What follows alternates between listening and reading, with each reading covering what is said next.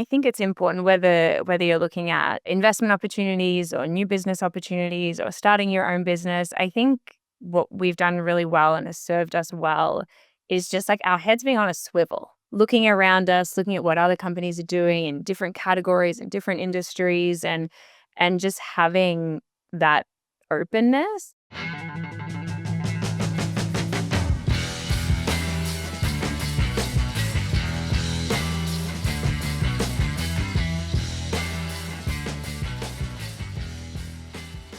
Welcome to the show, everyone. Mary Kathryn Johnson here. I can't wait to introduce you to my two guests today. We have Emily Ward and we have Jess Hunichen. And Emily and Jess, all right, first off, welcome to the conversation. How y'all doing today? We're Thank good. you. Thank Like, you. great. Yeah, fantastic. I can't wait to dive in. I just in terms of meeting you both for the first time and reading a little about you and doing some research, I think this is going to be a pretty incredible conversation. So before we dive into that, just for those of the people in the audience who don't know who you are and what you do, why don't you give us the introduction? Sure. So we are the co-founders of Shine Talent Group, which we started just over 10 years ago. So we do creator talent management, very similar to the sports management industry that has athletes and brokers their endorsement deals. We do the same thing, but instead of athletes, we have Instagrammers and YouTubers and lots of other online talent.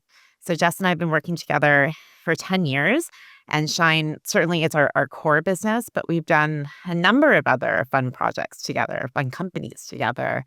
Another one that we're working on right now is The Thread, which is project management software for the talent management industry. Mm. And we also have Love and Money Ventures, which is our venture fund. Yes, I can't wait to dive into all three of those because it sounds like, correct me if I'm wrong, usually one then births the next, then that births the next. Is that kind of how this worked? Yeah, I think a little like serial entrepreneurship going on here. I think also like one kind of births like the need for another, right? Like the thread came because we really needed that at Shine, and we were like, well, this software doesn't exist, and if we need it, maybe other people need it, and so it's really kind of developed from the needs that we've had. That's it. And, that's part of serial entrepreneurship. You basically scratch your own itch. Yeah. Mm-hmm. It's a very annoying trait to have, but I know. when you have it, you got it, right? I know it is. Waking up in the middle of the night with all those ideas that are spawned from all the things you're working on at the time, right?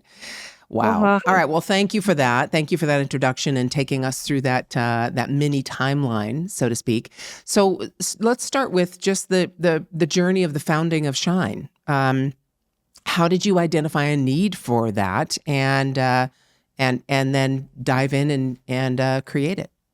Well, Emily and I both came from PR backgrounds, so I feel like over the years, PR has, evolved in lots of different ways. So I had moved from Melbourne, Australia, to Toronto, where Em is based, and we kind of met through happenstance. And Em was working freelance PR at the time, and I was trying to figure out like what I was going to do in Toronto. So when we met, we kind of just immediately hit it off and started working together the day that we met. And given both of our backgrounds being in PR, a couple of months after we met, we started a PR agency. So we started Shine PR first. And as we were doing that, we were kind of like, okay, there's a gazillion, boutique PR agencies. Like, what can we do that's different? And in terms of service offering, you know, there's not really that much you can do that's different. And we're like, well, no one's really talking about influencers in Canada at the time. So there were this big cohort of bloggers, like those kind of early bloggers, and we're like, Instagram was around and people were posting there, and we knew that brands wanted to connect with these influencers and bloggers to promote their products. And the influencers and bloggers wanted to do that, but there was this kind of block in the middle where the creators were like, I don't know what my value is, and can I ask for money? Am I doing something that's worthy of being paid? I don't know. And Yeah. the brands were like, should we pay them? What do we pay them? How does this work? So understanding kind of the PR and marketing world, we're like, well, we can sit in the middle and we really understand the needs of both sides here. So we started, it was first Shine Influencers before it became Shine Talent Group, but we started it and thought, you know what, this is a really nice way to hopefully drive PR business. And this is going to be our point of difference. Like, you know what, maybe in like our wildest dreams, it pays one person's salary, like a junior person's salary. And so like let's give it a go.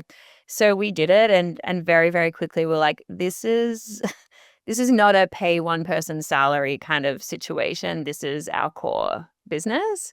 And yeah, we put all our eggs into that basket and we're like, influencer marketing and talent management is what we do now. So yeah, it was a Wow. fun kind of journey for us to get there.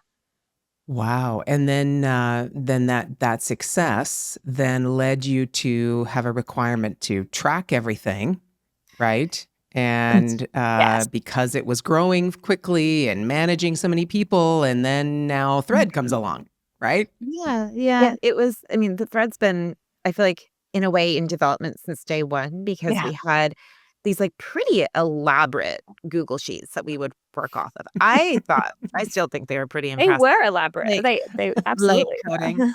But we had, like many of our peers, like we booked our campaigns and our deals like through these Google Sheets, and we had different ways to be, amalgamating the data, to be looking at it, to see what was going on in the company. But the truth was that we were just growing at way too rapid of a pace for that to be our source of truth. And there's way too many opportunities for human error. Getting paid in this industry is a big problem. It's a big point of contention to be able to get invoices out and get the money in, you know, on a decent time. And anything that sets back an invoice going out or an error in the invoice pushes that timeline out even further.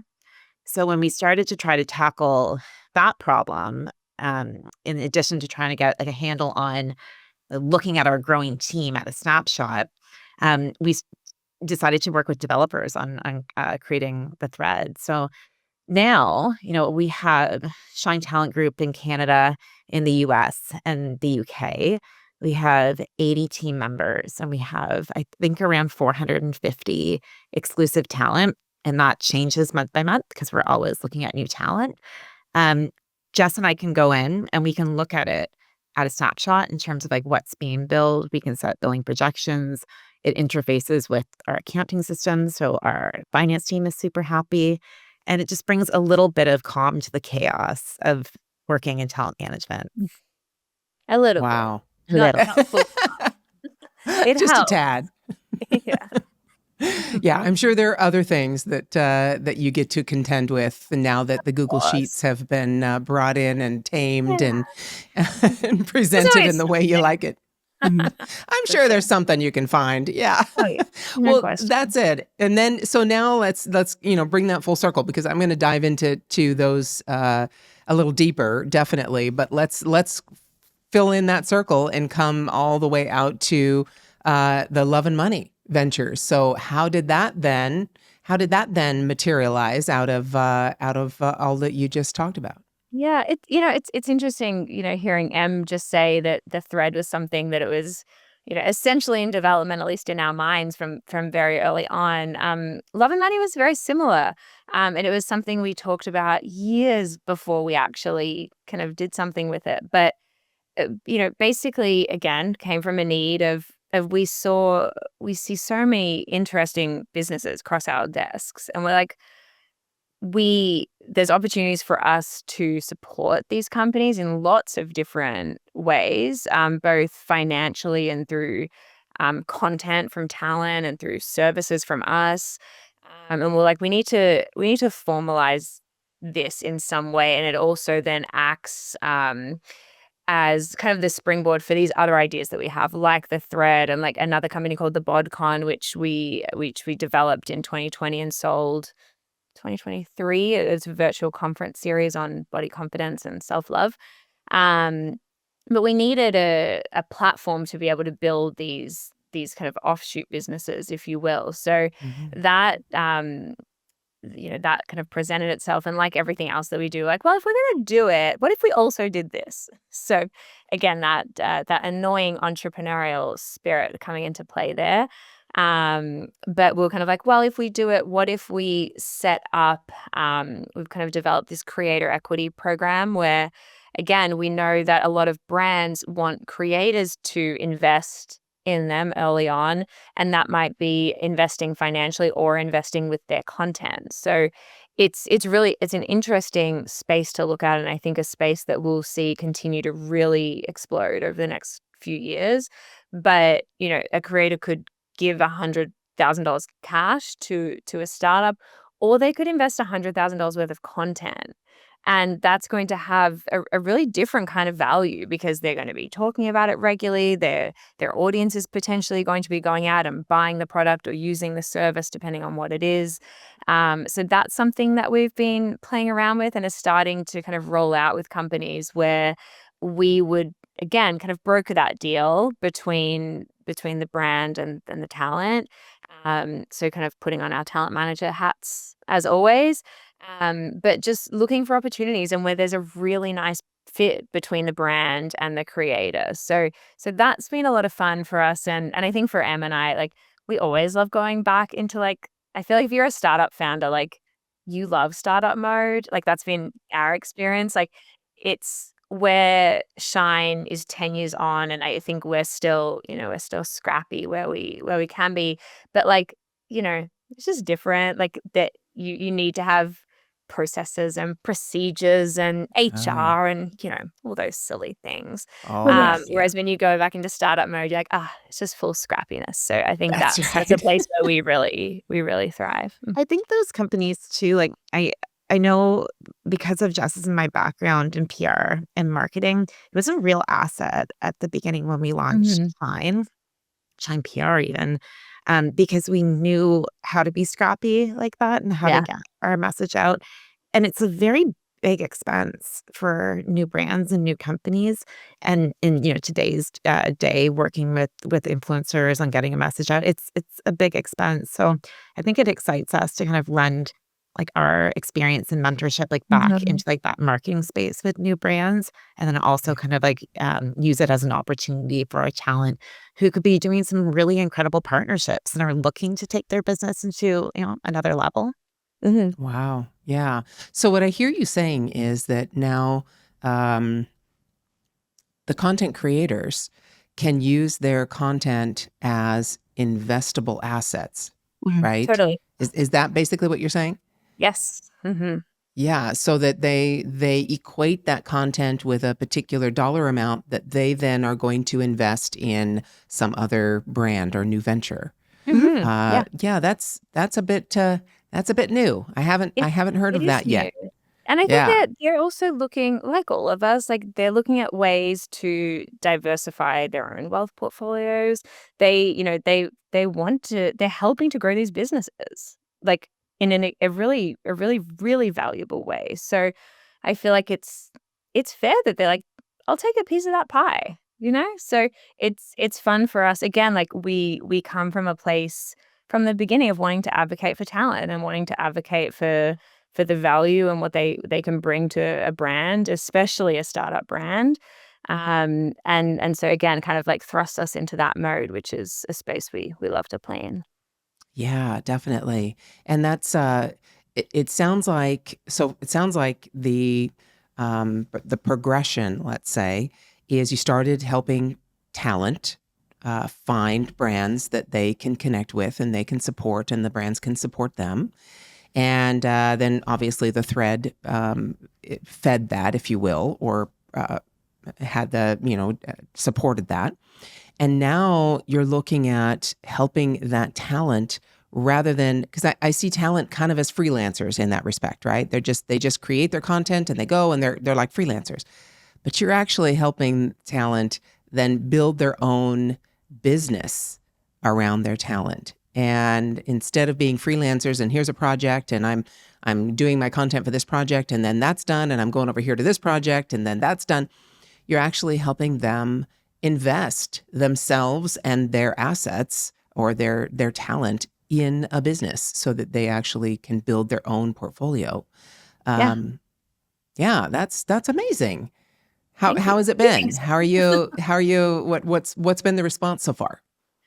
It's very, very early, but we hosted a webinar with our talent a couple of months back, I think it was now, and lots of interest. So I think as you shared, Mary, like it's very new, and so with very new things, adoption is, I don't want to say it's slow because that's not the response that we've gotten, but it kind of takes a few people doing it and seeing how it works. And I think we're seeing a lot of like really, really big creators do it, like obviously with like the recent sale of Poppy, the drink, that lots of creators involved in that, and seeing kind of the payoff on the back end there. I think people are like, ooh, hold on a minute, this is very interesting.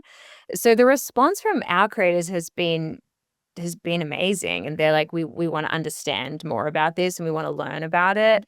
And so we're kind of in a stage right now where we're trying to provide like lots of resources and lots of like, here's an opportunity to learn from this person and that person, and Yeah, and yeah, help that to kind of all come together.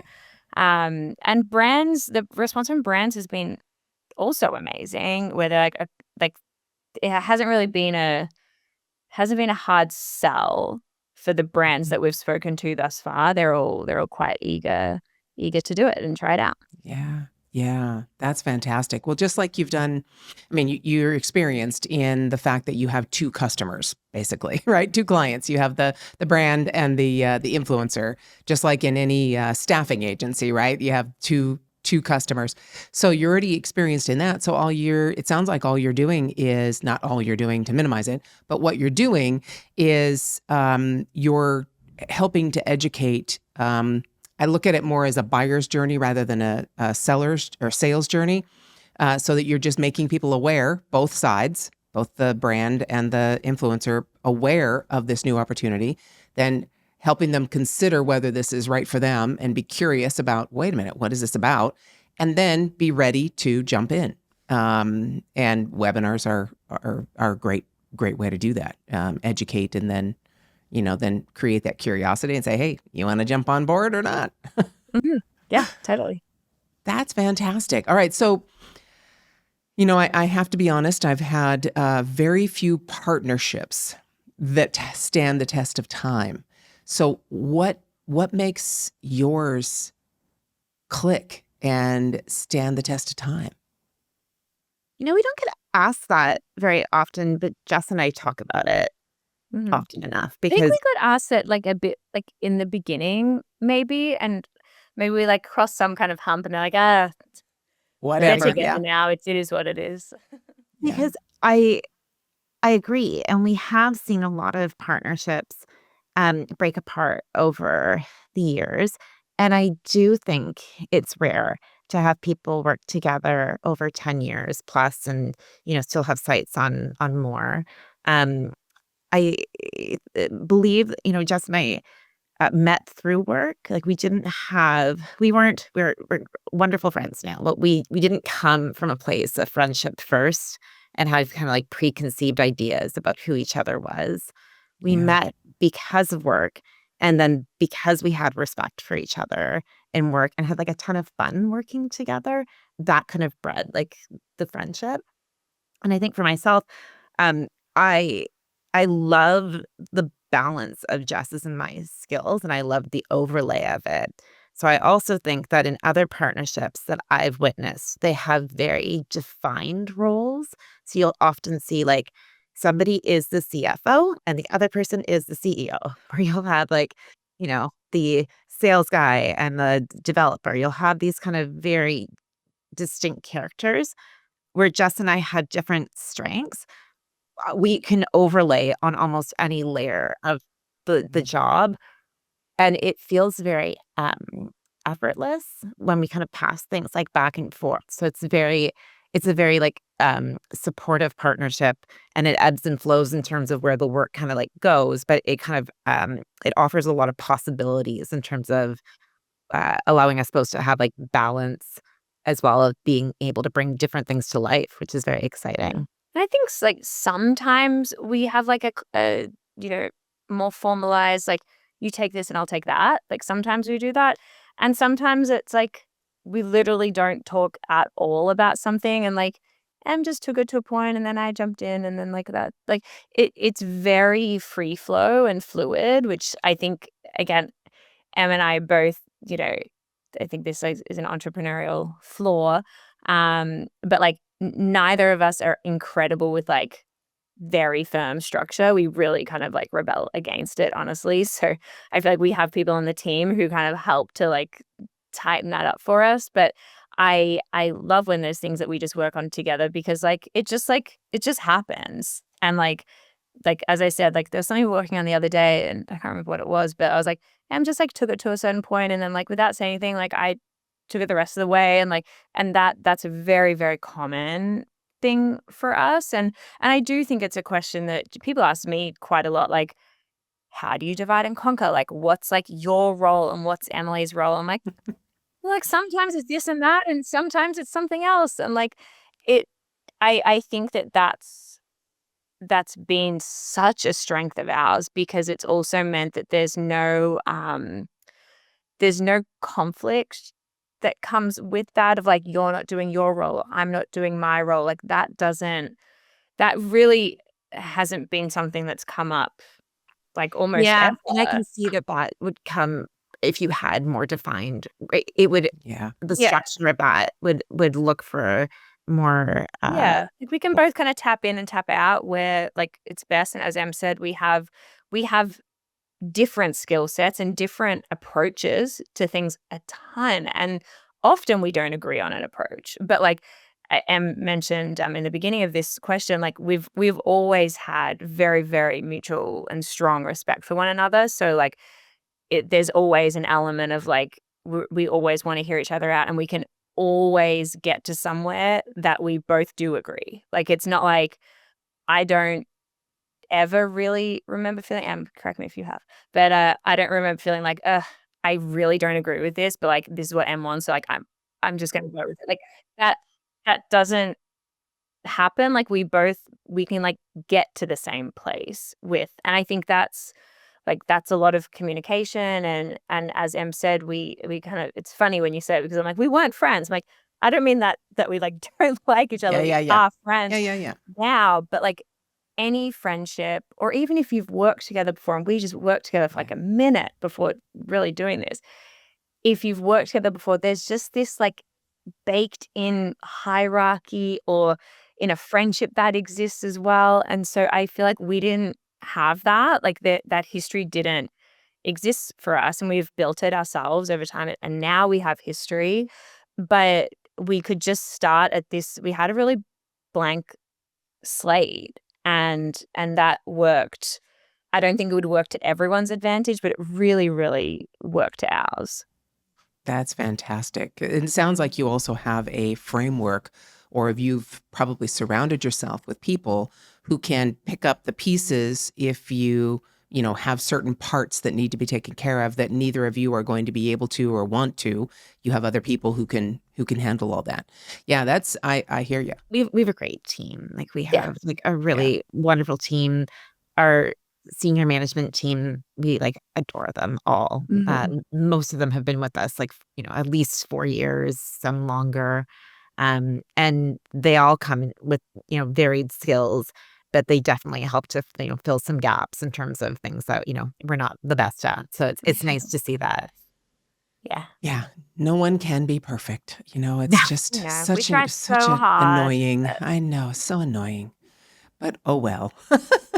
That's fantastic. So congratulations. I'm just going to say it because again, I've worked with many, many people. I've consulted many, many companies, and I've never seen a partnership that really does stand the test of time. So fantastic. Kudos to both of you.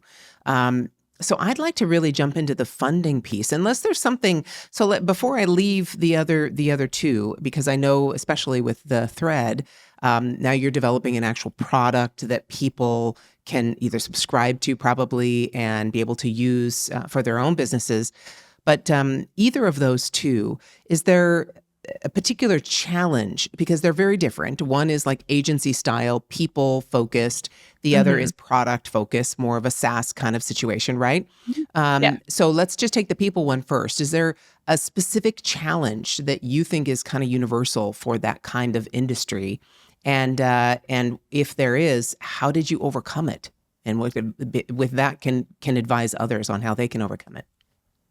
I think the biggest challenge with any people-related business is the people.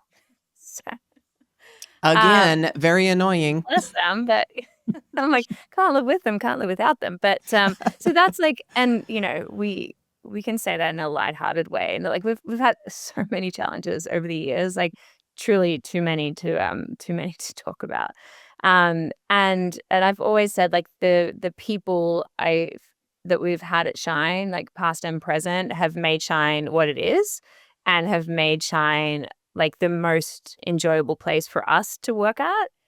And it's also, it brings the biggest heartbreak as well. So like you kind of have to like, you can't have one without the other. And that's kind of just something that you sign up to. And I think that, in the last number of years, bringing in, a COO and kind of promoting our managing director, Sam, like that has supported a lot of things and certainly has brought in a lot of that, structure that is not our instinct to go for. But that has certainly helped with like the people management. And as Em said, we have 80 to 85 team members at the moment. So that's a really big change for us. When we had 10 team members, we had very intimate relationships with them and like knew everything that was going on, all the tiny training gaps. How could we support them? What can we do? How can we go above and beyond? And with 80 people, you can't do that in the same way. So that has been a huge challenge for us because like this is our first time running a company of this size as well. And we kind of pendulum swing a little bit in like, oh, we kind of have went too far this way and then back, we swung back and now we're too removed. And so that's been just like an ongoing challenge for us to figure out like, where are we best placed now within the agency? Like, where do we offer the most support and value that we can do en masse when needed? And how do we know the times that it's right to do individually? So that's been one that like I know I talked to my therapist about. I'm like, how do I show up as like the best leader I can be? Like how do you do that for that many? Do you like pick a few and just a few of them and try and be a good leader for them? Or like is there like, how do you do it for a larger group? So that's been a challenge for sure. I have a good example of one that we have made a change on, and for the most part, I feel like it's worked out. As the team grew, and we have such strength in our training, and our team members, they're really trained like exceptionally in negotiations and sales. Like they really like these. They're mostly girls. These girls can like negotiate a deal. They used to then put that back onto us, and we're constantly negotiating their salaries, just constantly. So we had to standardize our salaries because it got this was a couple years ago, I think 2 years ago, it got absolutely out of control with how many team members we had and how damn good they were at like coming to us. And we're like, we got it. Like this is a good point. This is fair. So we had to standardize our salary. Oh, what a great example of training your team members do well. Yeah. They're great. So confident. Oh, yeah. And again, what a tough problem to have. Yeah. No, really, right? I mean, that's like, yeah, good people wanting better salary because they're so good and you've trained them so well and they do such a good job. Fantastic. I wouldn't say that is it definitely feels like a challenge when you're in the middle of it, but I bet there are quite a few companies who would really love that challenge. That's great. And so now let's go, because you're on the opposite end of the spectrum now, into a SaaS product. How has that been to transition from a people product to an actual product, a SaaS product that kind of does, I wouldn't necessarily say SaaS runs on its own, obviously not. But yeah, what about the challenges there and the transition to that? Yeah, Intention certainly is that it gets to a point where it just runs on its own. So that's certainly a big part of why we developed it. And I think for us, a huge challenge where at Shine, any element of the business, Emily or I could jump in and do it if needed. Like we could be like, okay, something's off here. Let me like dig in and see what's going on and uncover errors or whatever it might be, efficiencies. With the thread, neither of us can write or speak code. So that's Yeah. hard. Like for me, I'm like, and we're also such a like, could we just like change this from this to that? And they're like, well, yeah, that would take like 3 weeks. And we're like, what? And Just do it today. they love you for that. Yeah. So Yeah, right. that's hard. And we've changed our dev team a couple of times and have kind of gone agency, then in-house, then agency, freelancers. So kind of tried all the different things. And with each one, they're like, what was this last team doing? We're like, it's hard to say. So that's hard when like we want to build an incredible product and we are putting our reputation and our money behind it. We want it to be good. We want it to work well. We want it to be the tool that people use in this industry. And we take that like really seriously. So that's hard when you can't jump in and like understand it on the back end. Like it just is written in a different language than either of us speak. So that's been for me the biggest challenge for sure. same. Yeah, absolutely. Yeah, it's that's definitely a tough one, especially for those of us who are more people and communicative and in that side of the brain, if you will, to jump in the other side and try and make sense, heads or tails of these ones and zeros and code and all this good stuff. Yeah. And I think also like when we started this, someone, I can't remember who it was, maybe a friend of ours who's in this space, but they're like, know that when you start to build this, it will take double the time and double the budget. And our biggest mistake is we didn't listen to that. So not that we didn't listen, but they were like, not us.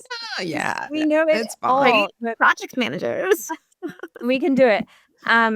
So it has taken us about 10 times the time and about 10 times the budget. And Yeah. but like as I said to Em the other day, I was kind of like, you know what? Like our current team we love. And our dev team is fantastic and we're really, really happy with them. And I said to Em, I was like, I wish we just worked with them from the beginning.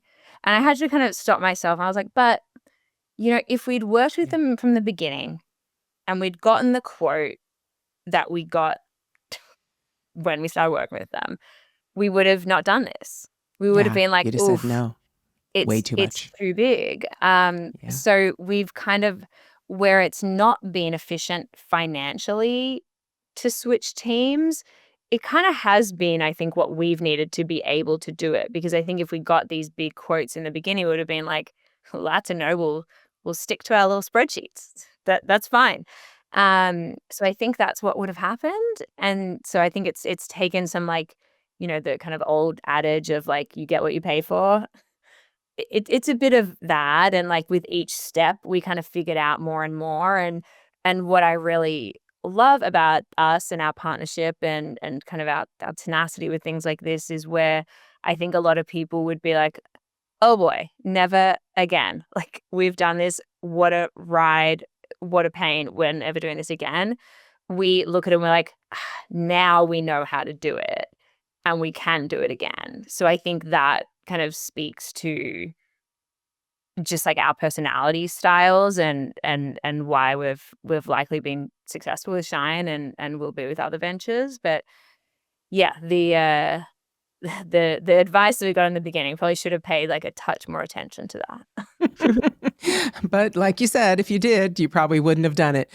Yeah, That's, that is a wonderful, I love what you just said, Jess, because, and I think that's why I'm enjoying this conversation so much, because one of my daily, I don't know, mantras, I guess you would call them, is what else is possible?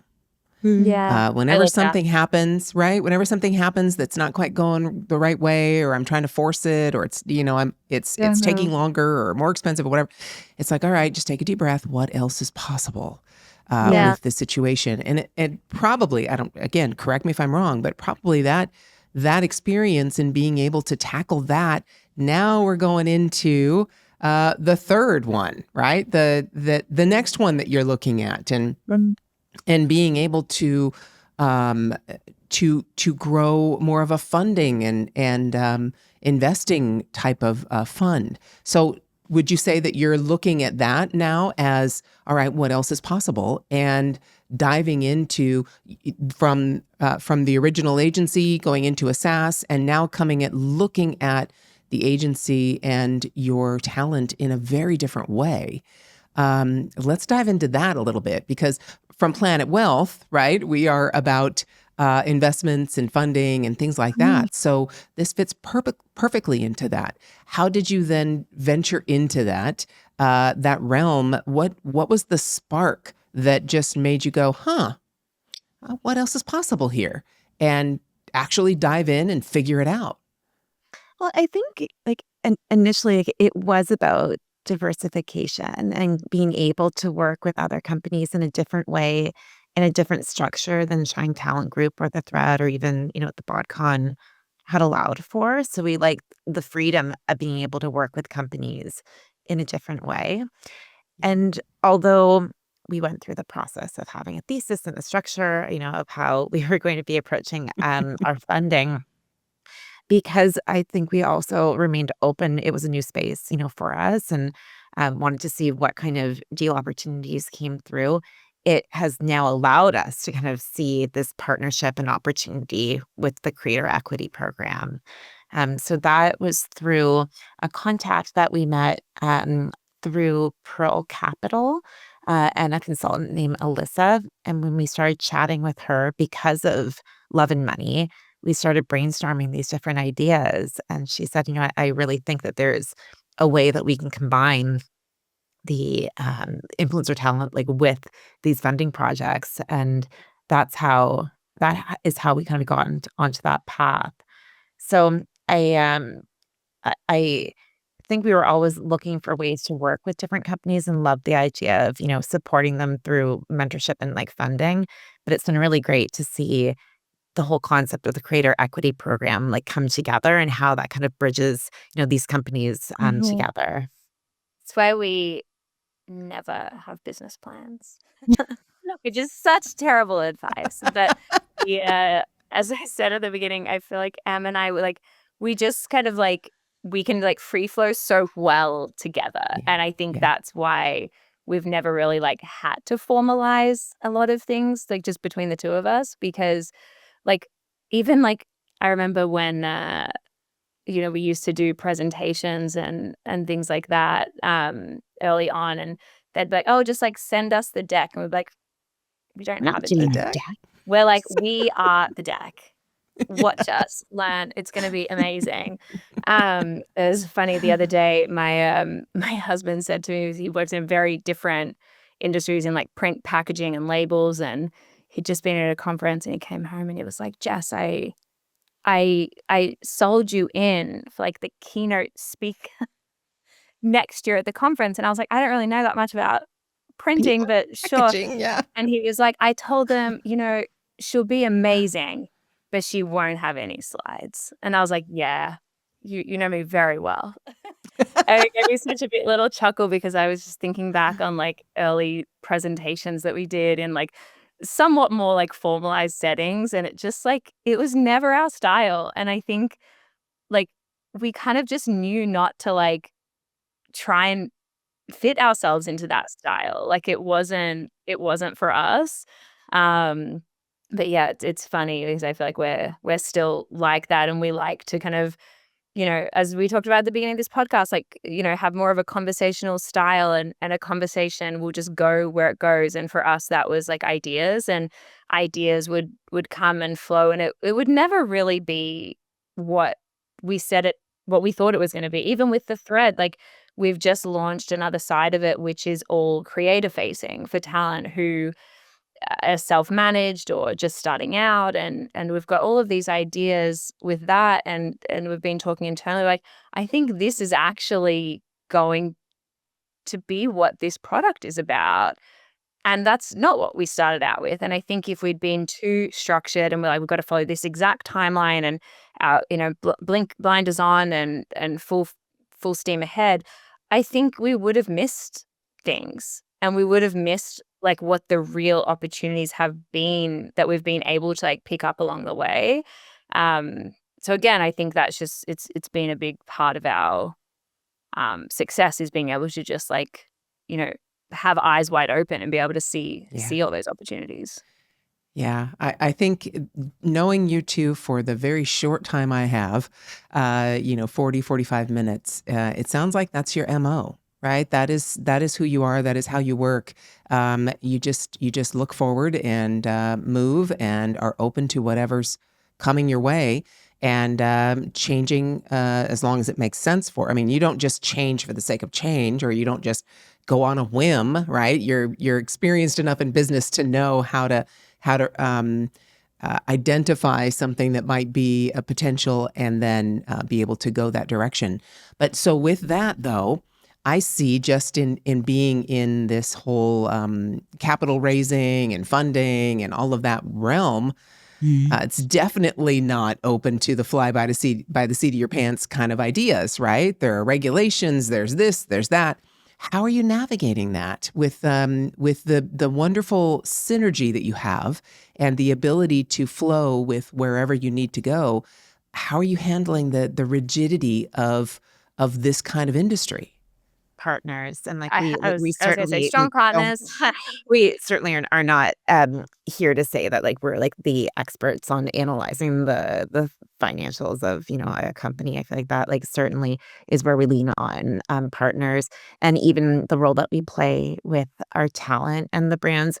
We are not going through and advertising that we are saying you should invest in here. We're saying these are good partnerships, that we see synergies in terms of brand values and goals. We think this could be good in terms of partnership, and it's up to them to do like their due diligence that way.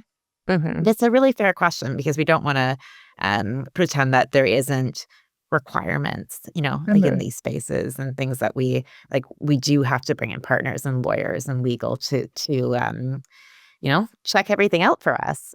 And I think when you're very new to a space, which we absolutely are, to the world of investing and venture, you have the luxury of being able to ask all the questions. You can kind of be like, I'm so new, like what do you mean by this? Or what does that mean? Or why would you invest in this over that? And you can come at it from a place of just like curiosity. And that's I think that's been very fun for me, because with talent management and influencer relations, well, it's like, is there more to learn? Sure.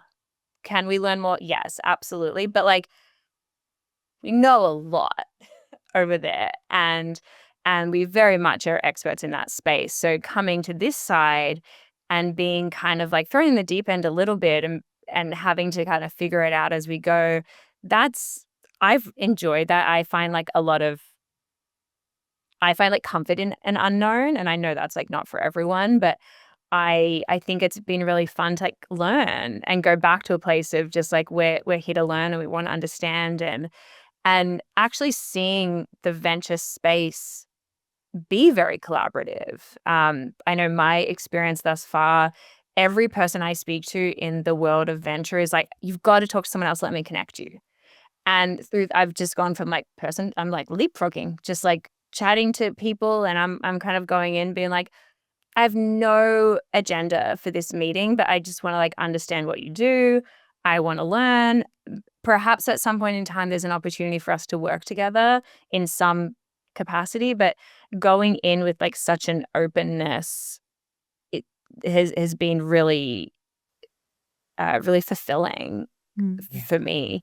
I can see with Shine though, and like the thread with this, Jess and I, like, we're privy to a lot of like data. Like we see a lot in the three different markets in terms of, where which kinds of brands, are putting dollars into different kinds of influencer talent. And that informs us a lot in terms of trends or things that we can see that we suspect will start to pop off or dying down. Like we have a sense by just being immersed in the influencer business where we're kind of like leaning our interest into on the funding side. Do you feel, and I'm just going to throw this out there, it just kept popped into my head. Do you feel that you're disrupting this whole venture space? I don't know that disrupting is the right word, maybe in like a light way, a light disruption. But as M shared, where there's like areas that we don't know a lot about, we do know a ton about marketing, branding, creators, and we can bring that in to it. So I think, maybe like bringing new perspective over disrupting. But yeah, I think there's lots of new ideas there. It's like traditionally a pretty male like dominated space, but I don't think we're like the only female, founders who are leaning into this by any means. I think that there's like some really, really great funds. And I think maybe we're participating in that and like we're, growing like that side as a whole. That's fantastic. Wonderful. Wonderful. All right. I would really love to kind of bring this full circle and back to that first question I asked about your partnership. And can you share any kind of fun anecdote or experience that you'd like to share with us about your partnership and the way you relate to each other that would end us on a wonderful, lovely note in the way you are partners together? I'm like scanning my brain because there's so many and I'm trying to I figure out which ones are like inappropriate. Like, I'm like, what is safe for work stories? I hate to say this is a PG show, yeah. but I'm like, what? How do I want I it? know. Well, Jess and I met through like a wedding planner, which I always think is like kind of a cute story. Um, Yeah. so when Jess first came to Canada and she was looking at different avenues and what to do with her, PR background. And one idea she had was perhaps like she would abandon PR and get into wedding planning. And the two wedding planners that she had connected with after researching them and figuring out, which ones that she liked their style and their business, one ultimately introduced her to her husband, and the other one introduced her to me. I got like my two life partners out of these, and I never ventured into wedding planning, but I feel like they kind of set me off in my right trajectory. So yeah, I always love that story too. Oh, that's fantastic. Another business venture for wedding planners, maybe I was gonna partnership, say, I'm business like, it was partnership. matchmaking. Like they like Yeah. made a match, a different kind That's of right. way, but yeah, they knew what they were doing. Oh, that's wonderful. Thank you so much. Any last piece of advice you want to give or any last little tidbit you'd like to share before we round out this episode and our wonderful conversation? I think I was thinking about this as we were talking, and I think it's important whether you're looking at investment opportunities or new business opportunities or starting your own business. I think what we've done really well and has served us well is just like our heads being on a swivel all the time. We're like, what's going on? Like looking around us, looking at what other companies are doing in different categories and different industries, and just having that openness. And again, I know I said like we've been very anti-business plan, which is like advice that I hate to share because I'm sure, I the bankers of the world are like, good Lord, don't listen to her. But I think, with all of the planning and all of the structure, there has to be some flexibility and there has to be some fluidity to every business because nothing is going to go to plan. Like it just or not everything. I hope some things go to plan, but like not everything is going to go to plan. So you have to be there has to be an openness with that. And I feel like rigidity can really stifle creativity. So I think just keeping your eyes and ears open, keeping that head on a swivel is some good advice. Yeah, I agree. And I think, the process of a business plan is like the right step, for some people because it allows them to like look at, the research and, their competitors and all of that. But I would always like remain open because you don't want to be spending all your time developing like this plan and then the time pass you by as well. Yeah. Also in industries as like new as influencer marketing, you have to remain like quite nimble and Hmm. not feel shot down when things like don't go to plan. So I think, our tool has been not to have a business plan, but I can also see why it could be a really great one. Well, I've just got to say thank you so much for joining me on this in this conversation. I've thoroughly enjoyed it, and definitely will be watching along and following all your socials and company. And I encourage everyone listening to our voices to check out the links in the show notes and follow along as well and investigate what Emily and Jess are doing, because I really do think it's incredible, and I'm just so impressed. So thank you for sharing this time with me. For more episodes and updates and behind the scenes and all that good stuff, you can follow Planet Wealth. Check out planetwealth.com and planetwealth.com/podcast to see other episodes. But in the meantime, enjoy the journey, and thank you so much again to the two of you for taking your most valuable resource and spending it here, which is time. I appreciate Yeah, it. thank you so much Thank for having you. us. This was such a lovely chat. So we appreciate the invitation. Thanks for watching. If you enjoyed this episode of Planet Wealth Fortunes of the Brave, check out our other videos for more insights and strategies to elevate your financial freedom. You can subscribe right here and hit that notification bell so you never miss an update. Join our community and take your financial future to the next level. I'll see you in the next video.